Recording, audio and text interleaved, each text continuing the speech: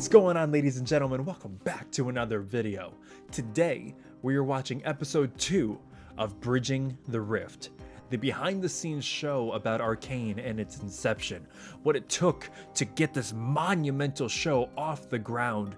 And what I'm noticing now is it took more than just a team, it took more than just a company, it took an entire village to get this thing going, because you had people doubting, you did all these tests that just weren't good enough, but at the same time you wanted to remain true while still being successful. You wanted to remain true to the loyalists of League of Legends, which I think is just so quintessential, because you have a lot of these adaptations that come from video games and whatnot to film, and they never work. And this is exactly what the point that they were making, is that you either go all the way and you make it right and true, or you don't do it at all. That's kind of where we stopped. We stopped at a crossroads, a decision that had to be made, whether or not to keep going with it, or if it wasn't good enough to continue. And I'm guessing those questions are going to be answered today. So, with that in mind, guys, if you like this video, please, I urge you, like, share, comment, and subscribe. Hit that notification bell so you never miss a video. Check out everything else we got going on in the channel. Check out our merch, and most importantly, check out everything on Patreon we got going on. Come be a part of it, come be an artist, come be an actor, come be a writer, be whatever you want to be on it, because every cent that goes into it goes back into you and on this channel. I couldn't do it without you guys. Thank you so much. Let's get into the video. This is episode 2 of Arcane's Bridging the Rift. Let's go. I learned my lesson and decided to put subtitles on because I don't speak French.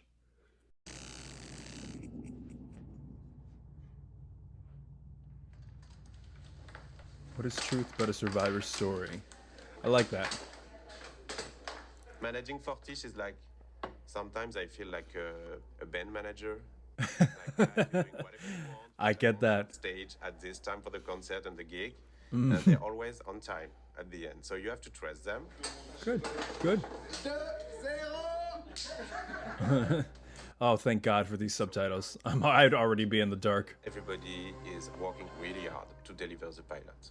2017. And then wow. We had a discussion with Riot, explaining to us that we're not happy with the script, with episode 2 and episode 3. Interesting. We were like, they have really said that? I think we have misunderstood them. When we arrived in LA, and then it was, hey guy, yes, we want to do a pause on the production, put everything on hold. We were like, oh my gosh, that was true. Wow. Clearly it didn't last for that long.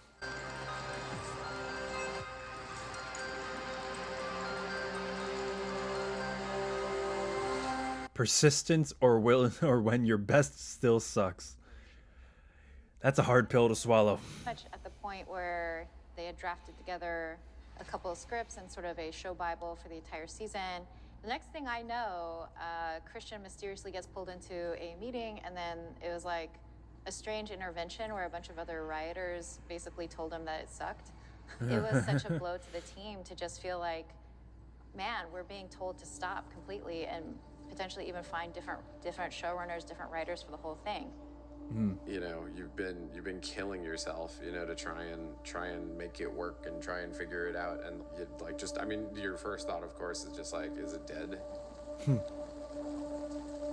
were really only able to hire all these animators with the promise that there would be a full season to work on, because, you know, wow, they're very, very talented, and you really only get them if you have. Man, that's gotta suck so much. That's one of the hardest things to be an artist, is that the sporadicness and the uncertainty of how your projects are going to land, and if they're even going to land, and how the hell are you going to put food on the table? Just felt like we suck. Like we failed, you know. Christian's a tortured artist who can't let himself not do something great. Like, he will will it into his, because he will beat himself up and lose sleep and go crazy. There were a lot of times. Not to toot my own horn, but I am very much the same way. Someone like Brandon or Mark to explore some pretty wild ideas. You know, where a lot of people would say, like, no one in the video game industry has. Oh, that's so cool. We can just hire someone from the outside as a freelancer to make some music for us. Or why would we make music videos? That's insane, you know, like video game companies don't make music videos. And the music sounds badass. The soundtrack is on point. The idea and like how awesome this could be, and they took bets on, you know, me being able to figure it out. So then in the meeting, everyone left. It was just Brandon and me, and basically, I think Brandon kind of took like the moment to kind of tell me, hey, like, we'll figure it out. You know, like, we trust you. You know, like, we'll figure it out. What a good team. Started crying. Oh, Christian's I get it. biggest I fear get it. is letting players down. Yeah. He crushed It's not for you, it's for everybody else. for those closest to him to sort of That was so cool. gives you so much respect and appreciation, and ultimately trust in what he decides to take responsibility and ownership for. Because you know he's always got your back. Hello, everyone. I wanted to talk to you guys a little bit about our decision to delay the further production of the follow-up episodes of Arcane. I remember, I think I recorded like 16 different versions of this video because I always was just kind of sitting there like, And I wanted to give you guys some more information about it. You know, why, what our plan is, and so on. And I'm sure you've heard from... We did not show this. He looks so sad. Everybody will cry, everybody will jump out of the window. I finally made a version of the video that felt like was okay. I sent it to them, only to learn a few weeks later that they were like, yeah, we never showed it to anyone because you just look so depressed. You look like you want to kill yourself. Like, Oh my god. Oh, poor man. Poor Christian. But they still went through with it? We had to let the team go, which is always Damn. very painful. You're not sure they're going to be able to come back, because if they go to another production, you might lose them. That's so tough. we knew That's that so tough, we wouldn't man. have work for them for the months to come. So we started talking to different teams at Riot and started asking people, hey, is there anything we can do, like a music video or anything that could just Oh, is that how this started forming? at Fortiche. We talked to the esports team, and there was a desire to make a music video.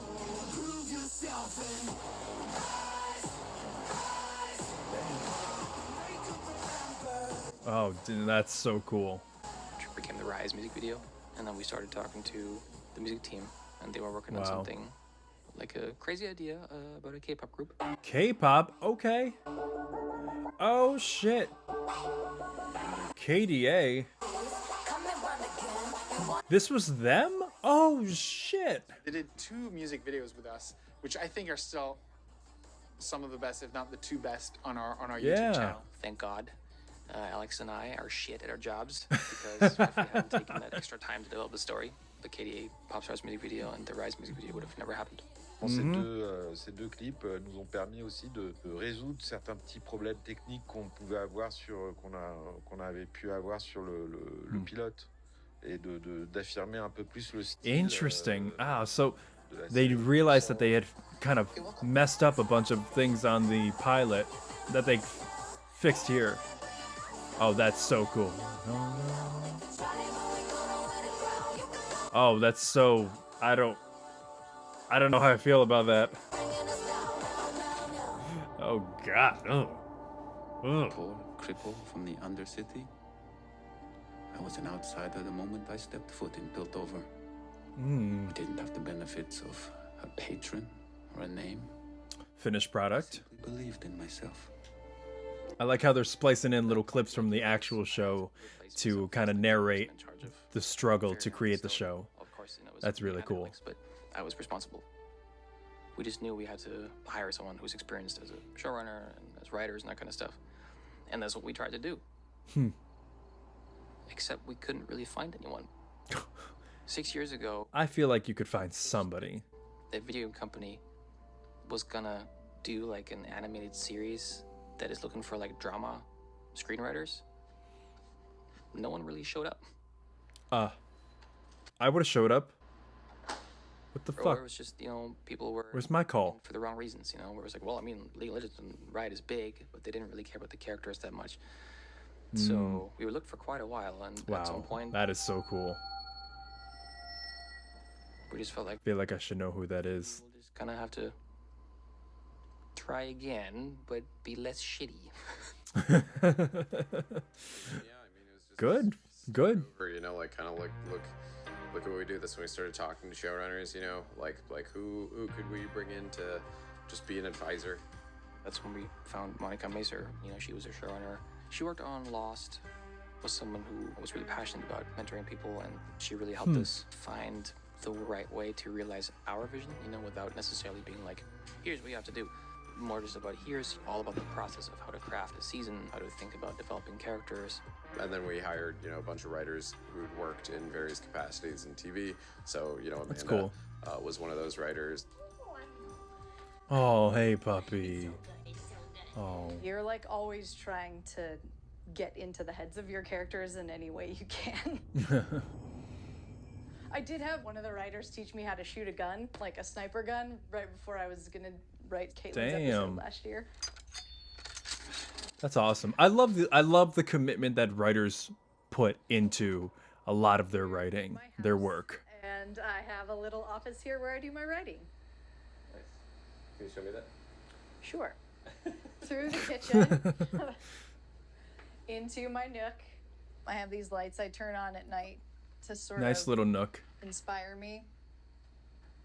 There we go. Beautiful. They'll have scripts that they'll send over I think she's got me beat. a sample of their work. And Amanda, I think with hers, it was comic book video game scientist. And her story was about a future world where we've colonized the moon.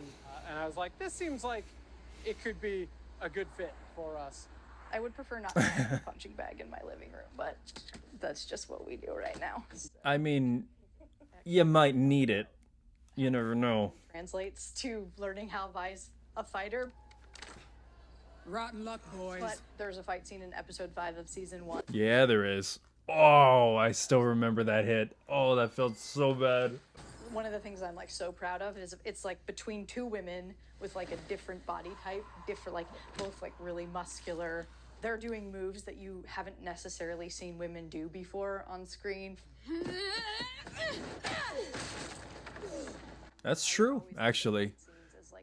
I didn't really think of that. Another talking drama scene. Like there has to be a turn, there has to be motivations. You have to learn something new about the character. And that's what you learn in wrestling. Wrestling is just another drama scene. I'll give her your regards.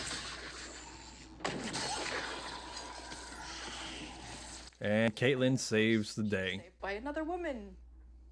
3 women in a fight scene. It's fucking dope. So Amanda has a really honest voice in her dialogue that is just really grounded emotionally. It's really hard to find somebody who can write good, honest dialogue. Last words that Jinx was saying to Vi in season 1. And then like Amanda took the script and solved it in like, I don't know, an hour. So it's you who's responsible for this magic. Even though I'm different.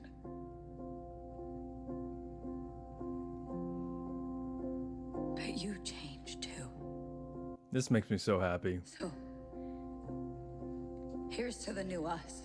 Amanda just wrote that, and Alex and I were just like, yep, that's it. And we just couldn't do that, you know?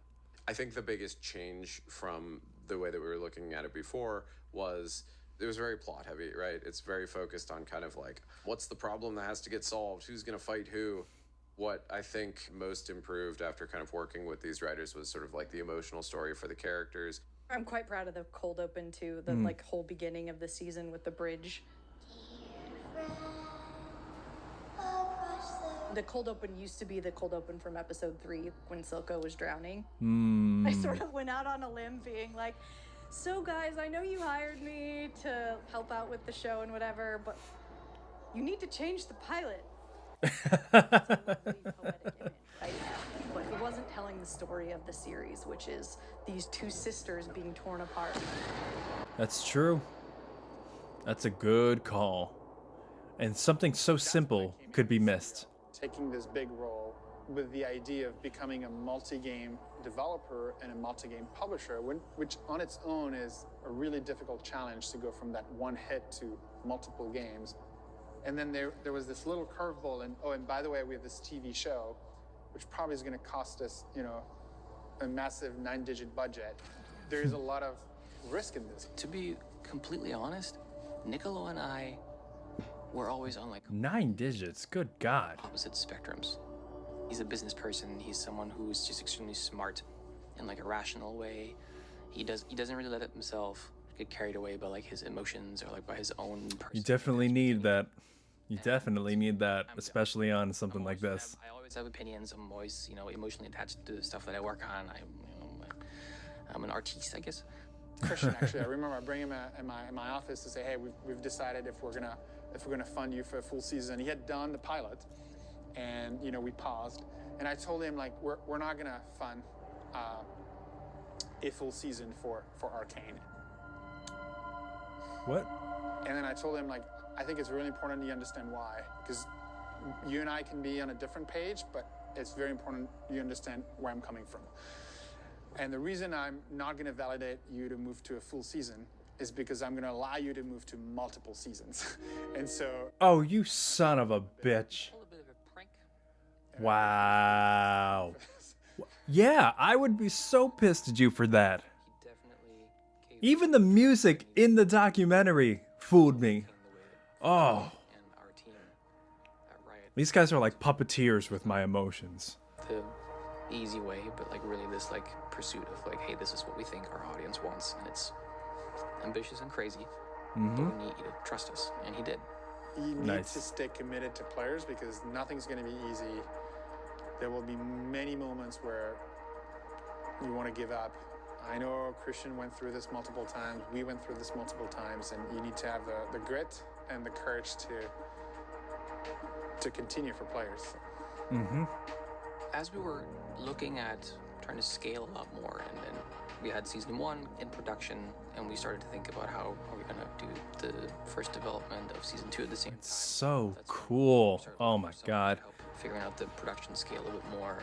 It was tough because we couldn't find the right culture fit. A lot of people kind of shied away from like, hey, this isn't normal TV. This isn't normal animation.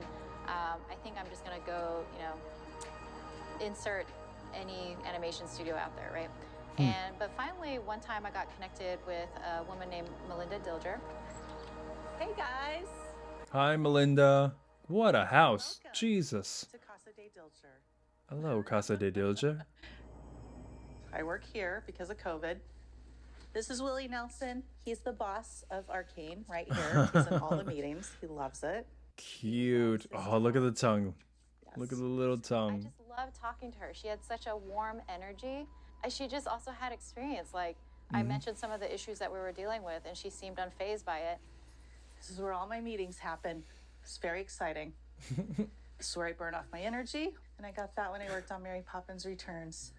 No shit. Cool. Yeah. That's cool. I remember sitting down all of the stakeholders, and I think I literally told them, you better not fuck this up.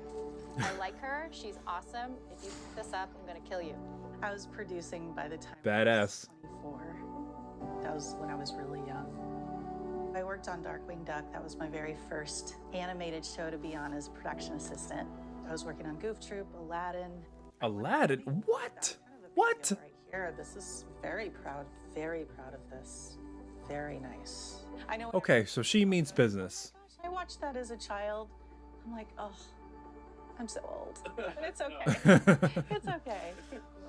Now everybody looks at me and they say, we're so glad we have somebody with so much experience on the show. That means Which old. really equates to old, but it's okay. Yep. You can take it, Yep.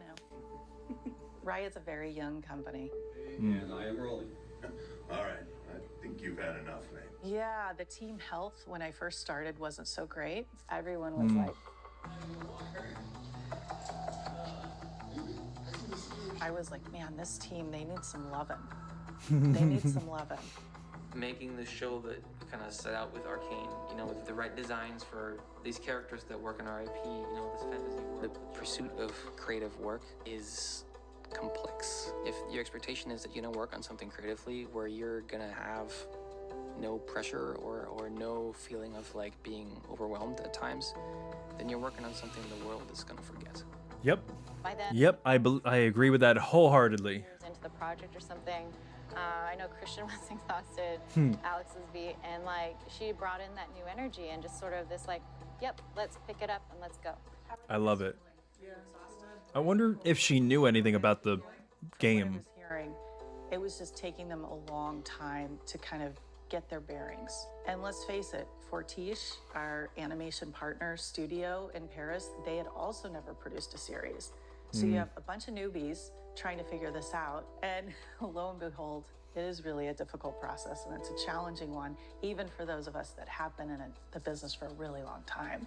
You missed a really long, important strategy meeting that answers all the questions of the universe. That was a Rosebud meeting. For Riot and beyond. The Rosebud meeting. Melinda was always someone that is extremely inspiring to the team. I love that around the garage. The moss covering the garage.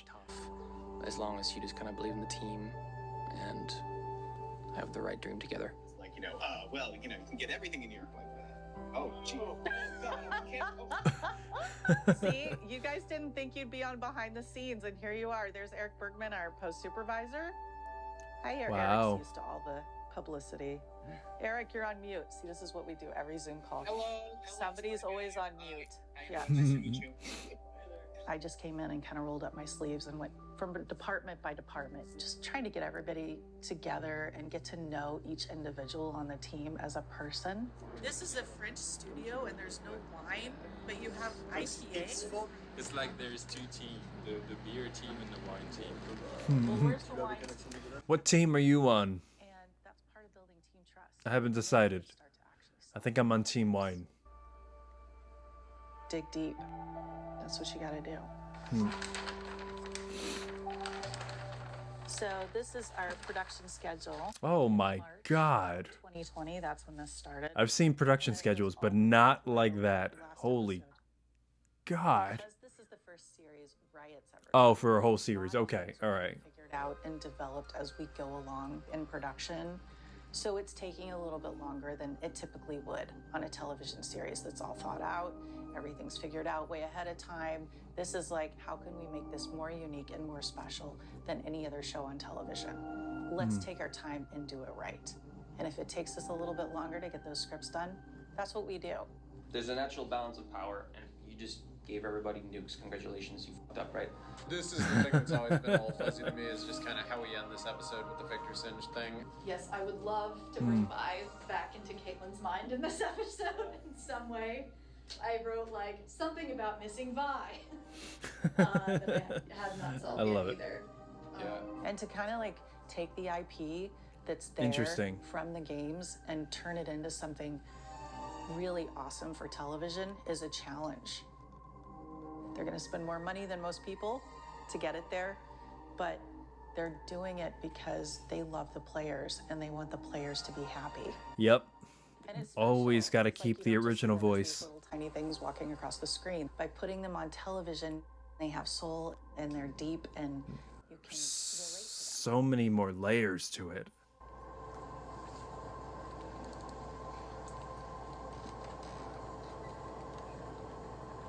One of the biggest questions we had, though, was can this be sustained over 6 hours? Will people watch something like this and fall into the immersion of the animation? Buddy, you have no idea. Do you actually have that quality to mesmerize an audience by staring at two characters, Yep. not saying a word? It's all between them and the air and the emotions. I love it. So good. So good. That's exactly why people loved it so much. It's because of those little silent moments. The drama was so good. The pain was so good. Oh God. Motivation, but it doesn't exist, and I think we together can do it. You're damn right you could do it. And you did do it. You did it well. You know what I like is that this episode showed the team coming together. It showed them learning from their mistakes, and it showed them bringing in people to fill the gaps that were there. the voids that were there. And it's almost like the animation Avengers. We have all these players now, and we're waiting to see exactly what they bring to the table and how they implement it when they hit the ground running. This feels like an entirely new team from the first episode, where they're down in their luck, they have failure nipping at their heels, and here there's like a new resurgence, and I love that. It's so good. Fuck the CEO for pulling one of the worst jokes that guy probably has ever heard of his life. He probably was gonna have a heart attack. Let's take the guy telling everybody somberly that they don't have a job, who looks like he's gonna kill himself, and let's make that joke even worse by telling him that we're not gonna fund an entire season, and then tell him we're gonna fund multiple seasons. What a guy. What a guy. Episode 2 in the books. I cannot wait for episode 3. Guys, thank you so much for watching this video. If you like this video, please, I urge you, like, share, comment, and subscribe. Hit that notification bell so you never miss a video. Become a member, become a storyteller on the channel. Check out the merch, check out the Patreon. We got everything that you're looking for and more. Thanks so much for watching, guys. From one artist to another, stay creative, and I'll see you again.